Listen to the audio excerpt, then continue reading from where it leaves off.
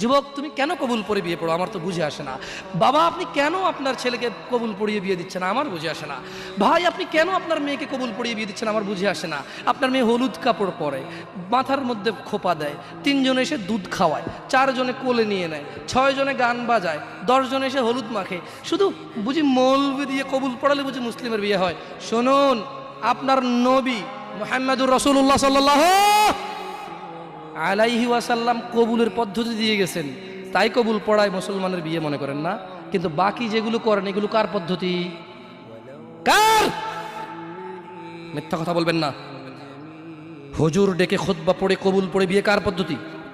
আল্লাহ নবীর। এই গান কার পদ্ধতি? কেন করতেছেন? ওটা তো আপনার বিয়ের অংশ, বিয়ে না হলে তো বাজাতেন না। বিয়েকে কেন্দ্র করে যেমন কবুল বলছেন, বিয়েকে কেন্দ্র করেই তো গানটা বাজাচ্ছেন। কয়জন নবীর উম্মত আপনি?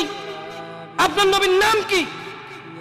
আই এম আস্কিং ইউ, আপনার নবীর নাম কি? আমার নবীর নাম মুহাম্মদ রাসূলুল্লাহ সাল্লাল্লাহু আলাইহি ওয়াসাল্লাম।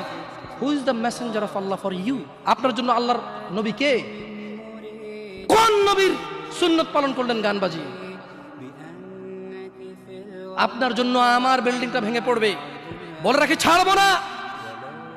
আল্লাহ তুমি আমার ভাইদেরকে হিদায়াত দাও, ইয়া আল্লাহ, ছাড়বো না। এই যে ভূমিকম্প হলো আপনার গান বাজনা বাজানোর কারণে।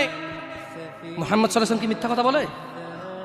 কারা কারা হাত তোলেন তো যে মুহাম্মদ সাল্লাল্লাহু আলাইহি ওয়াসাল্লাম জানে না, মুহাম্মদ সাল্লাল্লাহু আলাইহি ওয়াসাল্লাম জানে না, এরকম কারা কারা স্বীকার করে?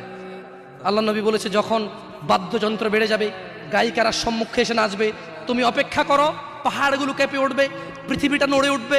জালজালা ইযা যুলজিলাতিল আরদু জিলজালাহা, যখন পৃথিবী প্রবল কম্পনে প্রকম্পিত হবে।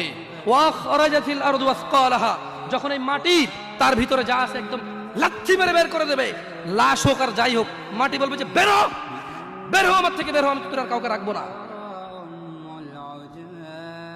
ওয়াকাল আল ইনসান, মানুষ বলবে মালাহা মালাহা, পৃথিবীটা কি হলো, এই মাটির কি হলো, কেন সে কবরগুলো লাশগুলো বের করে দিচ্ছে, কেন সে স্বর্ণ মতি হীরা মানিক্য বের করে দিচ্ছে, মালাহা এর কি হলো, কেন পাহাড় নড়ে উঠছে, কেন পাহাড় ভেঙে চূর্ণ বিচূর্ণ হয়ে যাচ্ছে।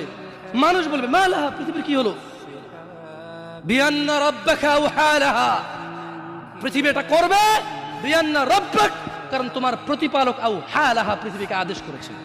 আপনি গান শোনেন, আমি শুনি না, আপনি গান বাজান, আমি বাজাই না। যখন চিটাগং নড়ে উঠলো ভূমিকম্পে, আপনার বাড়ির সাথে আমার বাড়িটাও নড়ছে। বন্ধ করেন এই জুলুম আমাদের উপর।